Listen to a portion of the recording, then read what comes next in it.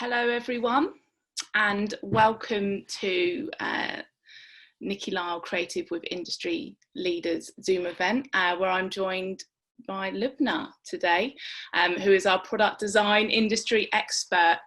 So today what I really want to find out from Lubna is what makes an awesome standout product design CV and portfolio.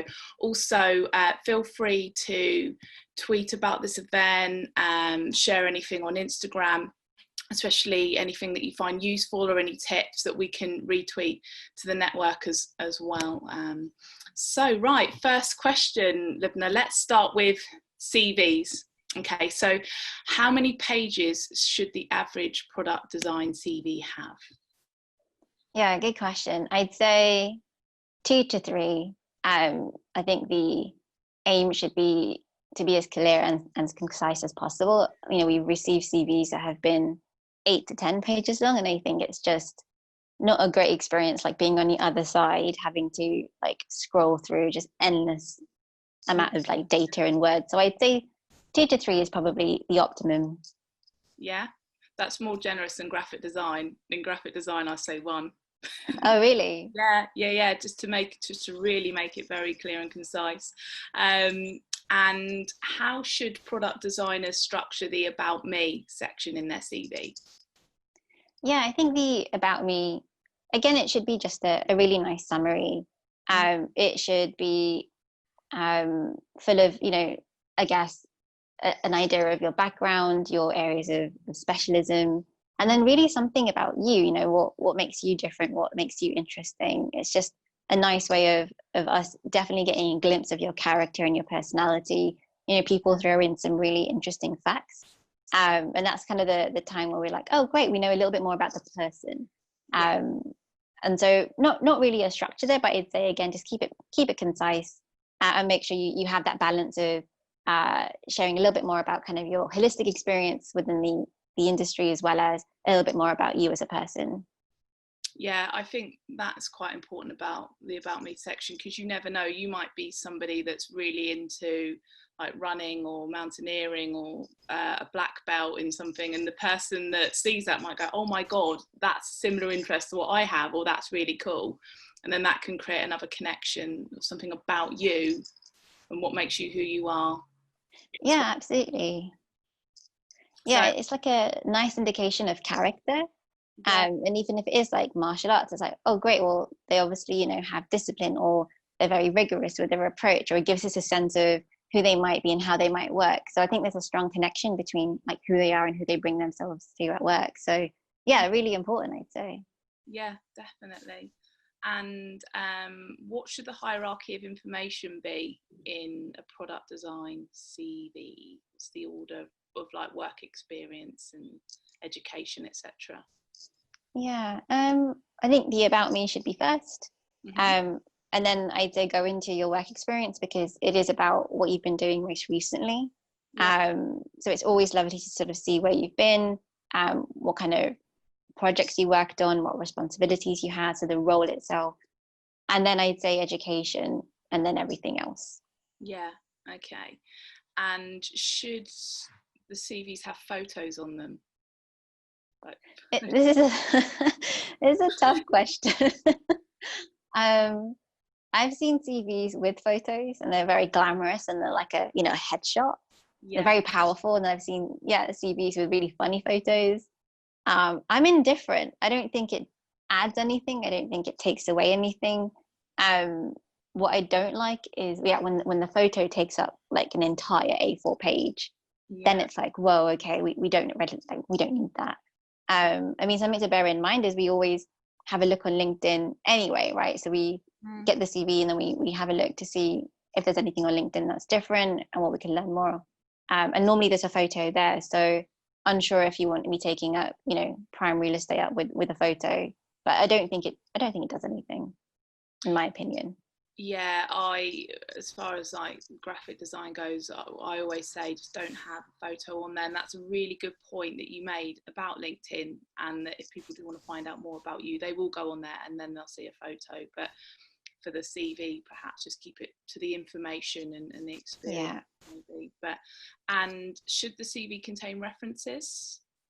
No, simply because, especially because of GDPR, and at Design It, we have our own process when it comes to references. So we have to collect references and ask for consent. So that needs to be signed. You're giving away someone's data, and so we have to make sure that they, you've spoken to them, their references, their emails have been shared, and that you consent, and there's a signature on the form, and we actually store that as a document. So I'd say probably not, no. Yeah. And also going back to like hierarchy of information, where should their software skills be mentioned on their CV? I mean, the question is, do they need to be mentioned at all? Yeah. I'd say it's always interesting, you get that little infograph with, I'm proficient in Sketch and I'm proficient in Adobe, and it's like 5 stars or 2 stars. And I think I can probably gauge whether or not you're able to use the software from what you've been doing, right? Your projects, the roles that you've had where you've worked. And so my assumption is you should be able to use, those software programs given the role that you've had. So I don't know if it's necessary, I'm going to say. If it's on there, it's great, and maybe they do a bit of animation. It's nice to know, but I think it's always a funny one where it's kind of like, it's been rated, and you get that rating system. See, I always find with graphic design CVs that it's going to be a given that you're going to use Photoshop, InDesign, Illustrator. But what some clients do like when they brief me is they'll say, I want a graphic designer that's really good at like After Effects or has some understanding of HTML or whatever, and so that helps me gauge if they're suitable for that by their skills on their CV. But it's quite interesting from like a product design point of view, it's not as important actually to have it listed there. No, I don't think so. I think we just assume that, if you're applying for the role and you've got the experience, and you would have been using these software programs. I think it's important, definitely in even the About Me, or when you go into the descriptions for what you've been doing. If you want to pull out, and actually I learned HTML on this project, and you call that out, it can be referenced elsewhere. It doesn't necessarily have to be in the software like skills list, because my worry would be sometimes those lists are like huge. People just like rattle off exactly what they can use, and it's kind of like, well, that's great, but there's no context there. We don't know how proficient you are if you're not sort of saying it. So I'd always be mindful of what are you trying to convey with what you're putting down. Yeah, I agree with you. I don't think those little like pictograms of stars really work. Just put it on there if you're very, very proficient in it. I don't know who's been telling loads of like students that they should put those stars on. And it's always the same format. I don't know if you see this, but for me, like, it's always the same sort of chart. Yeah, I agree. And should CVs always be PDFs or Word documents, or? I mean, we're flexible on format. I think PDF, and depends on what you work it up in terms of software, it gives you a little bit more flexibility. You can be more creative. Obviously, you might be limited with Word, but we get all sorts of versions, so we're not really fussed as long as it's uploadable and we can download it or we can view it. I think that's the main thing. Yeah, okay. Also, one thing I want to add, guys, is I forgot to mention in the intro, we've got a little Q&A tab down here. So if you've got any questions that you'd like to ask throughout the talk, feel free just to pop those in, and we will get to those right at the end. Okay, so right, back to the questions that I have. So what about a product designer putting a personal touch to their CV and showing off their own personal brand? Is that something that you like to see? Yeah, I think so. It's always nice to see a CV or a portfolio that really represents a person, because again, you're hiring a human being, right? You're hiring someone who's got character, personality, who can add something to your culture, who brings something unique, and you want that to come through. You've also got to be mindful that your CV and portfolio probably isn't the only one we're reviewing. At some cases we're reviewing hundreds and hundreds of CVs and portfolios. So the fact that, it can stand out, it could be different, it can be exciting, it can be funny. just gives us something to work with, really. It's just so nice to get something that catches your eye. Yeah, definitely. And what are big CV no-nos? Obviously, we've just said about the software skill and the stars. Like, Yeah, maybe don't throw the stars in. Like I said, CVs with like, you know, half the page where it's just a photo of you, Yeah. not going to do anything. I'd say keep it clean, be really mindful of the design and the layout, the font. You know, if it's messy and it's hard to read, it's going to be quite difficult for us to navigate that, really. Like I said, make sure it's not, you know, lengthy. If anything, just design it with us in mind. But imagine if, you know, you were reviewing that document, you know, how would it make you feel? Would it be something that you would be excited to read through? Was the messaging clear? Was it straight to the point? Because like I said, we review many in one go, so it's kind of a constant stream of data. So it's really helpful when, you know, CVs just to the point, you know, I get where they worked, what they enjoyed, what their role was, you know, core projects, the teams they work with, how they've grown, etc. I think, yeah, the more concise, the better. Yeah, I agree there. I think there's a fine balance with CVs, like you said, about making it clean, but putting your own like personal stamp on it, because sometimes when you say to some people inject some creativity, they'll just come up with really busy, over the top design that just dominates all the information. And another thing I always find in graphic design is like, just make sure you've got like your contact details. Do you like contact details to be on the CV and the portfolio as well? Yeah, I'd say so, especially if they are separate. I think there's an immense amount of pressure, especially on designers like across the industry, to make their CVs and portfolios like stand out, right? And be super creative. And I think people can get really lost with that. We've had, you know, a CV come in once, and it was essentially what looked like a snakes and ladders board. You know, there was like, they were trying to be really creative and showcase their skills, but it was just so hard to read. And I think that just wasn't a great experience, because, you know, you could see the effort was there, but at the same time, they just made it so difficult to navigate. You know, there wasn't a story. We couldn't figure out where data was. And as a CV, it just didn't work. So I think, you know, it's trying to find that balance. You know, yes, you can inject a bit of creativity, but again, be mindful. The purpose of a CV is to portray a set amount of information. So, you know, is that happening? Is it not? Is it easy to decipher? Is it not? I think that's the pressure, really. And with graphic designers, I always say, brand yourself. So make sure that your CV and your portfolio, like they kind of marry, they match together, and whatever typeface you're using for your CV, use it for your folio, color scheme, match it up. Is that product design? Do you like to see that as well?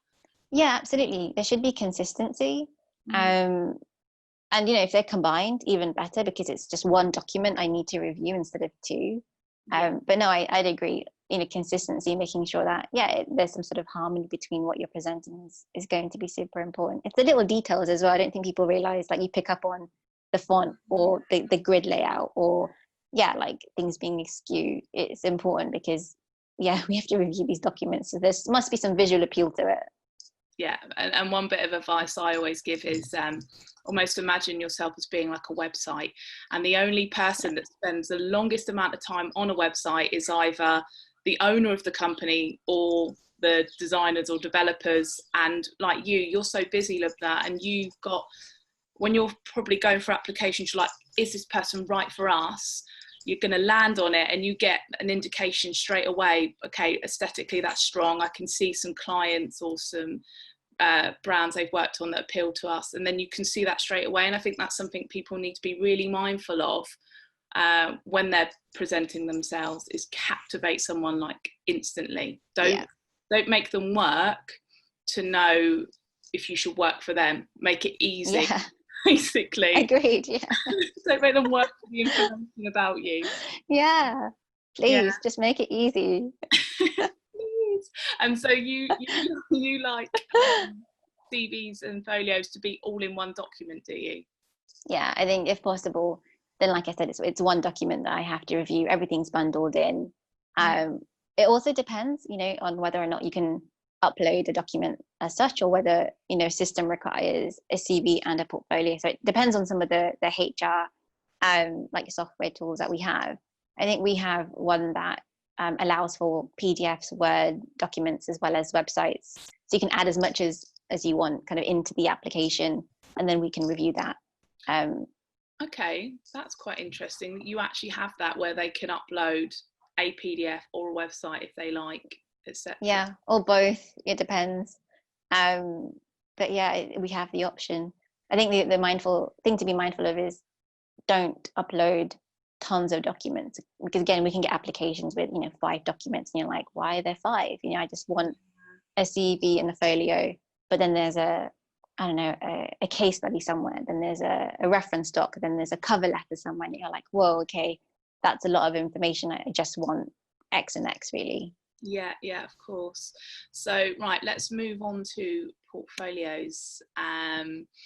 So going to the format we just touched on earlier is what types of portfolios should product designers be sending out? PDF portfolios, websites, or a mixture of both?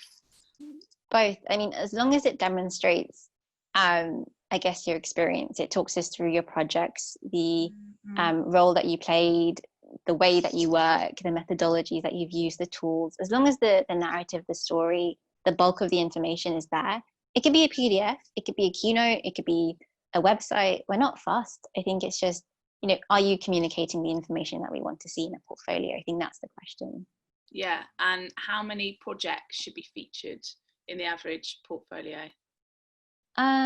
Again, two to three. You don't want too many. You don't want the life's work, and you don't want just one. Ideally, you're demonstrating a variety if you have that, or you're demonstrating a process, or you're demonstrating something that failed, something new that you've learned. It depends on, I guess, the story you're trying to tell. But I think as long as there's a mixture, there's some diversity in what we're seeing, that's probably going to be key. But I'd say 2 to 3, maybe 2 short ones, 1 long one. It doesn't have to be a complete project. Again, you might be showing us everything that went wrong, but what you learned from it. It could be a complete process, meaning you did it from research to implementation. It could just be ideation and brainstorming. It could be X, Y, Z. But yeah, just again, being mindful of how much you're putting in there. And again, what you're trying to communicate is going to be key. But 2 to 3. Yeah, 2 to 3 projects. And how many pages? Yeah, I thought about this. This one, I always struggle with how many. Yeah, I did too. And again, it's because, I've received like 100-page portfolio before, and I received a 6-page portfolio before. Obviously, it's definitely a chore to review the 100-page one, and just like, whoa, there's just so much in here. And you can get lost in it. That's a lot of information to be digesting and kind of reviewing. I'm not attached to pages, like the page numbers. I'm going to say it's, again, probably about the narrative you're building, the story that you're telling, how you take someone through your portfolio. It's going to be key. I'm not there counting pages. I'm kind of looking for the insights, the information, I guess the variety of work that you've had, the chance to work on, the sector experience, the clients, the teams. I think I look for that rather than keeping an eye on the page number. But obviously, if it's when I download it, when I look at if I look at it, I'm like, 100 pages. I'm like, oh, okay. The question mark, can they be concise? What am I really going to get away from this? A 100-page portfolio. If anything, I'll probably stop at page 40 and go, do I need to go on? So yeah, I think just be mindful of that. Yeah, definitely. I know what you mean about 100-page portfolios. And it is good to be concise, because that was another one of my questions for you is, do you like sample portfolios that are a bit of a taster, or more in-depth ones, really? I think sample or like taster is fine. And obviously in the interview you can come in and show us a little bit more in detail. But I'd say again, it's maybe having one project in that demonstrates, like the fact that you can walk through a design process, or really highlight a particular skill that you want to showcase. As long as there's some meat there, I think we're good. We'll get the general idea of it. But yeah, I think again, a taster is fine. It doesn't have to be your life's work. And you'll have the chance in the the interview itself to talk us through exactly kind of what that experience looked like, and we can come back with questions and have a more of an in-depth conversation about those projects if we need to. but a nice glimpse would be great in the beginning. Yeah, okay. And the fact that you say narrative a lot with portfolios, that's what I'm always saying for graphic designers. It's so important. And how much description do you like in the average product design portfolio? I think enough to tell me the basics, a paragraph here and there. Again, essays aren't going to be great. If anything, some of the best portfolios have no words. And that's because they're really, really good at visually communicating a story and building a narrative. And I think they are really, really fantastic when they can do that without having any words there. We kind of get exactly what they're doing, and they're communicating that through visuals or photography or documentation or sketching. And that's just enough. So yeah, it depends, but I'd say be conscious of your word limit there. Yeah, definitely. And if a designer has worked in like a number of different sectors, should they have different portfolios for each job you think that they're applying to or for? I think it depends. It depends on whether they want to be a journalist or if they want to be a specialist. I think the variety is always interesting because, especially when you work in an agency, we have a diversity when it comes to the clients. So we like to sort of gauge the different sectors people can work in and what they've done before. That's always helpful. We're a multidisciplinary team, so we look for that. If you're just working in banking and fintech's your thing, then of course, make it more fintech orientated if that's the kind of job you're trying to land. So I think it depends on how you're trying to navigate your career. If you're trying to, if you like that diversity, then I encourage, great, show us as much as you can. But if you want to be a specialist, then of course, focus it. Would you say that I always think that 99.9% of the time clients look at portfolios first before CVs? Is that something that you do, or do you look at CVs first? I actually look at, so within Design It, we've scrapped the cover letter. What we do is we ask 5 questions, and I actually look at the questions first, and then I look at the CV, and then I look at the portfolio. The questions, because it gives me a glimpse of like who they are, right? How they answer it, the tone, what I can gauge from their responses, how they talk about their answers is going to give me an idea of how they then come across in their CV and their portfolio. So I actually go there first, and then I look at the CV and then the portfolio. Yeah, that's another thing as well. Cover letters, they're quite a dated thing in that sense, aren't they? And I think it's always great when a company have set questions actually for people, because that makes it personal to you. And how personal can you make a cover letter every time when you're applying to all different companies? Yeah, exactly. So what we've done is we've just said, right, what are the key things we'd like to learn? Because again, reviewing a cover letter for 8 different roles, you've got 50 applications for each. It's a lot. And that is a bulk of text, and you've got to pull through, okay, what is it that this person's really saying? And half the time, they can all sound similar. So we've gone, right, what 5 questions, what 5 pieces of information do we want to know about people applying to our company? And we've gone, great, let's scrap the cover letter, just answer these questions, and that's it. And that's helpful, really helpful, because they can be different. The questions we ask can be more personal, and help us understand a little bit more about the characters and the personalities behind the people applying. And I think it's the effort they put into answering your questions at Design It as well. Yeah. It's a chance to really shine, and to see if they're going to fit with your company. Yeah, exactly. Yeah. And do you like portfolios that feature the creative process in them? Yeah, definitely. I think process is really key. We've received portfolios before that have been just really beautiful, really glamorous, really slick. But it's the same sort of thing where you've got a really shiny product or a really shiny app. And the process and the mess behind it it's not there. And I think it's the mess that makes it interesting. It's the way you design, it's the way you think, it's the way you approach problems that makes you as a designer. And that's what we're interested in. If it's just a catalog of amazing products, great, but it gives us no idea of how you work with teams or how you'd address that particular problem. Like if research really excited you, if you're really interested in usability testing, we don't get those points coming through. It's just a really beautiful portfolio with a really nice kind of product. So I think the process is probably where you're able to demonstrate kind of who you are as a designer. Yeah, I think process is very important because, as you say, it's about how you tackled it as an individual creative. It's not about what the client chose at the end, or once that idea got diluted by like the team and blah blah blah. It's just like, how did you tackle this, really? To start with. Okay. And also in regards to what they worked on in each portfolio, do you like to see like credit where credit's due within the team? Because obviously with most projects there's not one single person that's worked on it. When you're looking, do you think, so what did you do on this project? Do you like them to convey if they were junior or middleweight, or if they oversaw, like, is that important, do you think? I think so.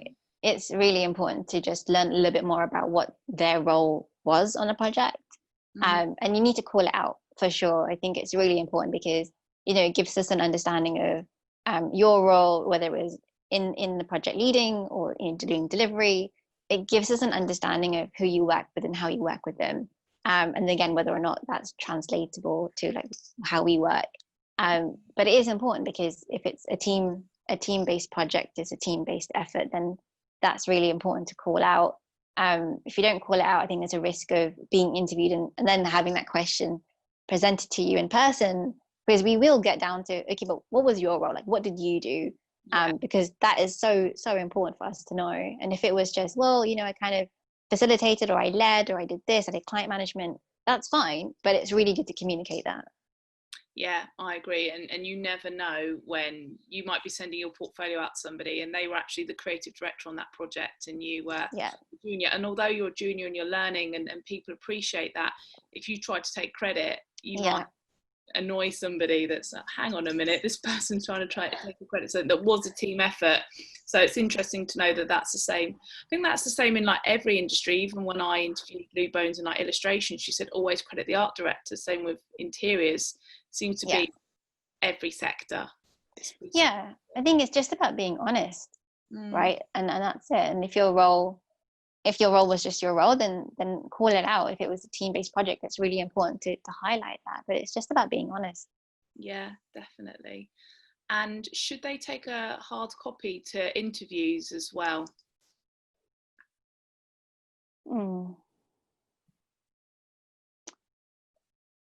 It doesn't hurt, I suppose. We obviously would have had a chance to review their work. They could always have hard copies in the session, and we could be flicking through while we're having the conversation. They could call things out if they need to, or we've had sort of portfolios on the screens before, or someone brings a laptop in, so it doesn't have to be a physical copy. But it's helpful if they again want to talk us through their journey or their process and they want to pull things out, and we can have a really detailed discussion about those particular projects or their time in another agency. So that's always helpful. We tend to kind of have a look at the portfolio just before the interview and then walk in with a CV as well. So if the portfolio is there, if they brought it in, again, it's really helpful. And we've had people bring in mock-ups, like physical prototypes or different things to show us, and I think that's been really nice as well, because again, it gives you a sense of their approach and how they work with others to design certain things. So we're not going to say no to that one. Yeah, that is quite interesting, because I think in graphic design I always say take a PDF and just have that there to present. But if you've got the printed copies, like a nice book or something, have that in a separate box, and that's a really nice touch when you've got tangible things that you can go through. I just wondered if it was the same for product design at all, but okay. Depends. I mean, some portfolios they can just be like, they're beautifully designed, and they can just be these amazing books that they walk in with. And so like we will obviously be looking at it, because there's a sense of like you said, it's tangible. It's so nice to have something there to kind of review in person. There's a physicality to it, and that always is something different, right? A lot of people just send us the portfolio and that's it. They come in for a chat. So again, it's just something nice to say, oh yeah, they took some time and effort to really like produce this book and this artwork. And yeah, we can have a conversation about it. So yeah, it works. And would you say when you're, if you are interviewing somebody and they present themselves in that way, that at Design It, you think, well, actually that makes them more client facing, because if that's the quality and the care they take in how they're presenting themselves, they're going to be ambassadors for us actually, and they might have that care when they're presenting to clients. Does that ever thought process in mind? Absolutely. I mean, like those meetings are so important, right? We're constantly sort of reviewing and evaluating like people's behaviors and what it could mean. But yes, I think so. The fact that, you know, our first interaction might be where you present this beautiful book and you talk us through it. Yeah, of course, it gives us a sense of how you then talk to not only clients, but how you'd interact with our teams, our different business units, you know, how you'd represent our brand. It always sends a good message. It's a good signal, definitely. Yeah. And do you have a preference on landscape or portrait CVs and folios? I think portfolios should be landscape. Mm-hmm. If your portfolio and CV are combined, then stick to that particular format. But we're happy to receive portrait CVs. It's not an issue at all. But I'd say portrait portfolios are sometimes harder to review. Mm. Yeah, I think because you've got to think about screen size, and it makes sense that people are viewing it on a screen rather than the traditional CVs would be printed, so that makes sense that they're portrait. What do you think about those portfolios people send through that like dominate your screen? So you click on it and it takes up your whole screen. I'd say leave that to us. Like, let us control whether or not we want it to take over like everything. Yeah, I don't think it should be like an automatic feature so that when I click on it, it like just takes over. I think I'd prefer to control that. I agree. That's one thing I always try and say, don't do that. Yeah. It is something that should be down to the individual if they want to have that function when they're viewing your work. So are there any other like essential key points you'd want to cover right now with product design portfolios that anything I haven't asked you yet? No, I think again, it's just about that story, you know, building in that narrative. I think it's just so important to tell a story with your portfolio. It shouldn't feel like a catalog where you just flick through like work and you don't get a sense of the person or the process, the approach. Yeah, I think the more personal, the better in that sense. Yeah. Okay. So I'm going to ask you to break down like 10 key points here. So 5 key points, right? Put you on the spot here, and then portfolio points, just as a roundup. So 5 for CV. Don't include a photo. Mm-hmm. Keep it concise. Mm-hmm. Keep it clean, and I mean clean with the layout, the grid, the fonts, etc. Make sure you have someone proofread it, right? So someone like your auntie or your uncle who don't work in design should be able to read that and go, oh yeah, okay, got a sense of what you've done, and definitely don't include the references. Yeah. Okay. And portfolios. Think about the person actually reviewing them. Mm-hmm. I think that's really important. So think about your user in that way. Make sure there's a narrative, so there's a story. Keep it really visual, so try and minimize the amount of bulk text on each page. Make sure there's process being highlighted, so you know, talk someone through a journey of a project. I think that's really important. And number 5, make sure there's something personal in there about you, you know, so we can see little hints of your personality, glimpse of who you are coming through. And that could be through, you know, icons or little emojis that you put through your portfolio, or it could be random pictures of your cat. I don't know. We've had some really interesting portfolios come through and you're like, okay, I kind of get who you are. But they're the ones you remember because they're funny or they're quirky. Yeah, definitely. Okay. So thank you so much, Lubna, for your advice and answering. You're welcome. How's things at Design It at the moment? Have you been affected? Obviously, everyone's been affected by COVID at the moment. What about you guys? How's it affecting you? Yeah, we're very, very grateful and blessed that we obviously are a digital business, so working from home, wasn't a big transition. It was just making sure everyone had the appropriate like setup and equipment to go and do that. But we're okay. I mean, yes, affected, trying to work remotely. We've looked at how we can facilitate workshops remotely, and that's going well. We're just trying to ensure, the work is coming through. I think that's the main thing.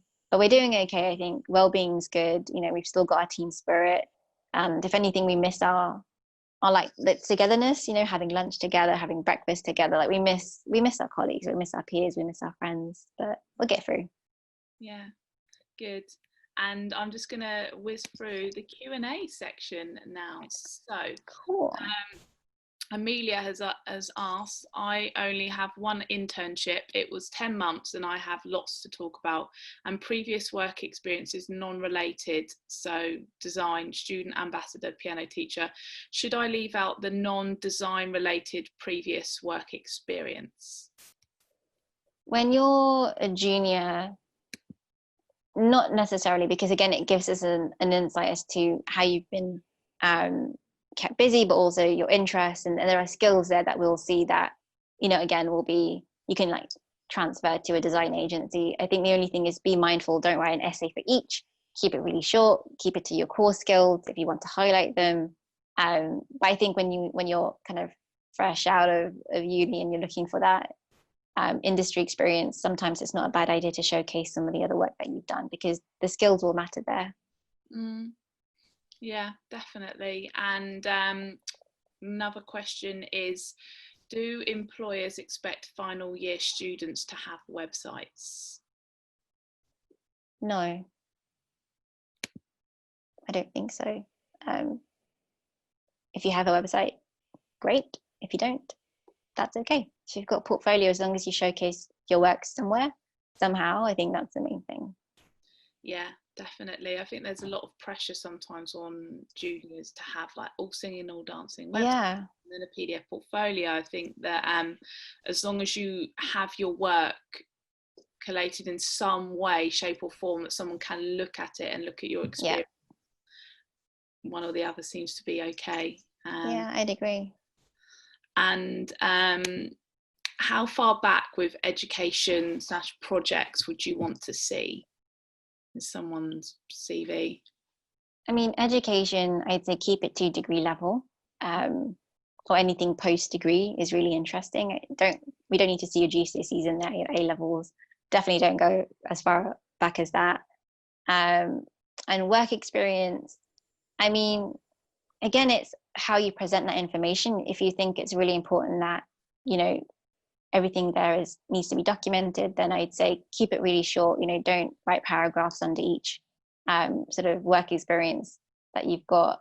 Maybe just have sort of key dates, the roles that you've had, and then start to build in more information as it progresses and obviously gets to more recent times. But the question is whether or not you think it's important for us to know. We most likely will spot gaps and we will ask. I think that's something that we'll do. And you can kind of leave it to that point, or you can just kind of summarize them or have kind of brief descriptions, really. Yeah, that's another thing as well I was going to ask you, is about gaps in CVs.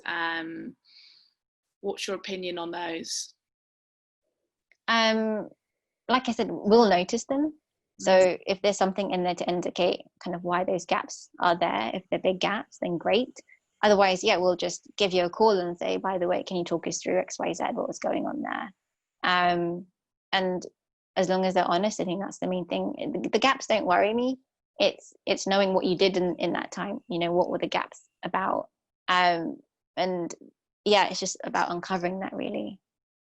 Because life happens. Sometimes things can happen that can take you out of your career and what you're doing, maybe caring for somebody, or you go off and you do a bit of traveling or things like that. And you're so right, as long as you have it covered with what you were doing. And that's always something I say. Oh, also, what about durations? If someone's looking for a permanent role and it looks like they've only stayed at a place for like 8 months, 9 months, is that something that you take notice of? Yeah, you would question it, right? You would again, it would be, we're trying not to make any assumptions. It would be in the conversations that we would have with the applicants to say, look, you've had some short stints, what's that been about? Talk us through your experience, and just learning a little bit more about why they were so short. Of course there'll be that concern, well, is that a pattern? Is that something we'd expect them to do here with us? But again, it's just having that conversation and making us aware of why. And there can be completely valid reasons which won't affect, your sort of progress moving forward. But it depends on those answers. If it's, oh, yeah, I don't feel like it, and actually I just wanted to leave and try something new, then that's kind of like a red flag. If it, was a different type of answer, then you'd go, okay, great, well, that's no concern. So I think we've just got to manage that risk, really. Yeah, definitely. So another question is about cover letters. Mm-hmm. What makes a good structure and length, and how do you write about the company you tend to apply for, and what touch points should you add in? Oh, big question. I'm not a fan of cover letters, so I'm not going to lie. When we did have them before, I never read them. I went straight to the CV and the portfolio because that's all I need to know. Cover letters, if you do want to add one, then I'd say no more than half a page or a page at most. You don't want a 2-page cover letter. Make sure that there is some sort of, again, some narrative or a story kind of running through that particular piece of writing. It could be a nice introduction to yourself, a quick introduction to your background, your experiences, maybe kind of what you're looking to get out of the company you're applying to, and then kind of what's next for you, right? So how you want to grow. I think that could be a really nice and simple structure. I think the key thing to be mindful of is, if you're applying for jobs and you're constantly writing cover letters, the worst thing is when you receive a cover letter and it's got the wrong company's like details, the wrong person's details, and you're like, all right, you were applying to a different company, but you've sent that to us. All right, cool. Obviously, you didn't review it, or maybe it's something you're just flicking through and you're sending out. But that you always notice that because you're like, oh, that was never meant for us. And that's kind of like, oh, okay, well, just be mindful of that, really. I agree with you in regards to cover letters. I think that they're not really something that I pay much attention to. I think you're much better off crafting an email that is specific for whoever you're applying to, and actually 50% is you and your experience. The other 50% should be, what about the client's projects do you like? Maybe mention that, and then it shows that you know who you're applying to. Because I don't know if it's what this is like for you, Lubna, on the other side, but you want to know someone really wants to work for Design It, and they show it in their intro email, and there's excitement, and I love that project, and I've got experience here and there. I think that's much more effective, perhaps, to get your foot in the door than some like long, stuffy cover letter that can. Yeah, I think so. I'd agree. It's really interesting when someone like pinpoints a key project that's really inspired them or they really liked. And then you can have a wonderful conversation about that, right? But that they've done some homework, they've reviewed your projects, your portfolio as a company, and they've really spent some time and they've made the effort to review that, right? So they've taken some care into who they're applying to. I think that always shows, we don't want to feel as if people are just sending us some blanket email. I think that's the worst feeling, because you're like, oh, well, do you really know much about us? Like, are you actually invested? Like, do you care? But when they kind of highlight, actually, I'm really interested in this, or I saw you did this, or I read this article, you're like, okay, there's a genuine interest, and that's kind of what you play with. Yeah, definitely. Is it good to list the projects you've done at uni in the education section of your CV? Your projects? No, it depends. I think industry experience is always more interesting. It's more valid because you're being put into a real life scenario. You're working in a professional setting, and I think there's more value to that. I think it depends. If you're a junior and you want to pinpoint some key projects, then yes, right, bring them to the forefront. And again, talk us through the same thing. Right? Tell a story. Talk to us about the process, who you worked with, the outcome, the failures, etc. I think it depends really. If you have minimal experience, then absolutely fine. If you have experience, and I'd say probably focus on the most recent experience. Yeah, good answer. And In the work experience section, how do you structure each entry? Do you bullet point each skill, responsibility, or when relevant by each project?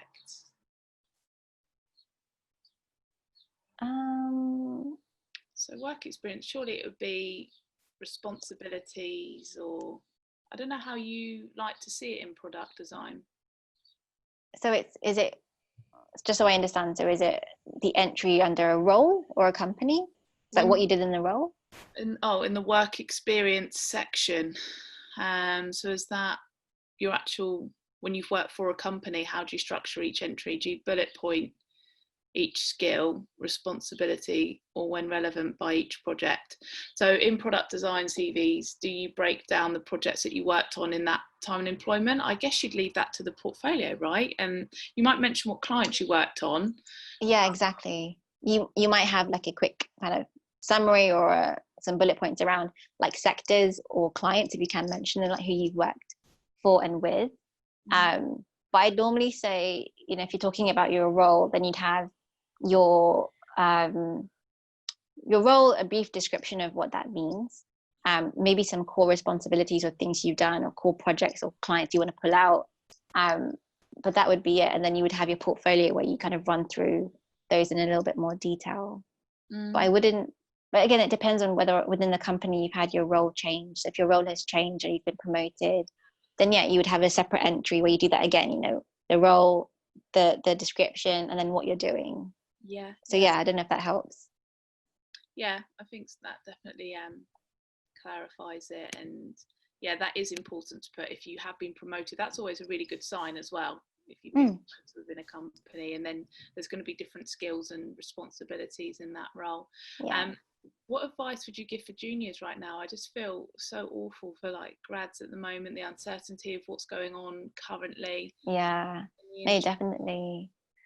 No, it's tough. My sister's supposed to be graduating this year.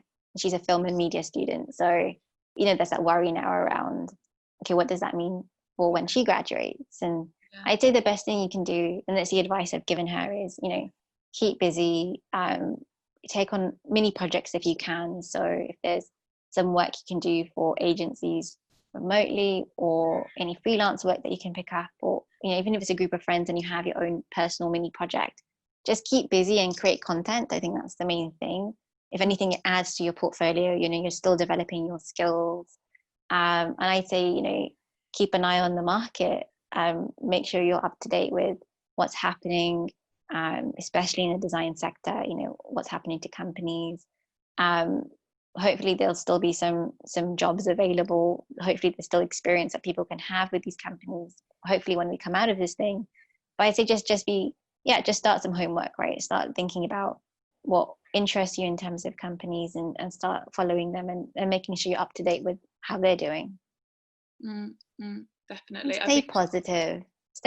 Yeah. We will get through this. Yeah, we don't know what's going to happen as well. There's lots of talk where it's said, look, it's been a sharp drop, but it might be a sharp bounce back as well. There's been predictions there might be a bit of a recession, but when I very first started out in recruitment, it wasn't long after the recession, 2009, and we finally got back to normal. And if anything, I was just meeting loads of great candidates all the time. And then the ones that were being proactive, the minute that it started to pick up, those were the ones that just got hired first, actually. And it's always worth getting involved in self-initiated projects. I know there's all sorts out there in the industry at the moment. Just keep creating if you can, really. Yeah, I think so. If you can come out of this period and say, and actually here are all the skills I've developed, and they don't even have to be related to your particular field. It's just really interesting that you've kept yourself busy and you tried something new, or you helped X, Y, Z. And I don't think it's that. It's as long as you're being proactive, you're staying engaged, you're demonstrating that you're creating content, or you're being creative in some way. I think that's the key thing. But yeah, it can be tough. Yeah, definitely. Yeah. But that is the end of our Q&A questions. Thank you everybody who sent some questions through, and thank you again, Lubna, for your time. I really appreciate it, and it's been nice to see you and talk to you and just run through everything to do with product design. So feel free to share anything you found useful on social media. Anyone that's been tuning in with us, this has been recorded as well, and will hopefully be live in the next week for anyone to watch it. So cool. Yeah. Thank you very much. Hope it was helpful. Yeah, there was lots of really great insight there, and I like to learn about the comparison with graphic design as well, and it's quite interesting all the different sectors that have similarities and differences. But right, take care everyone, enjoy your day. It's meant to be a scorcher out there. Take care. Bye. Bye. Thanks, Nikki. You're welcome, Lubna. Bye bye.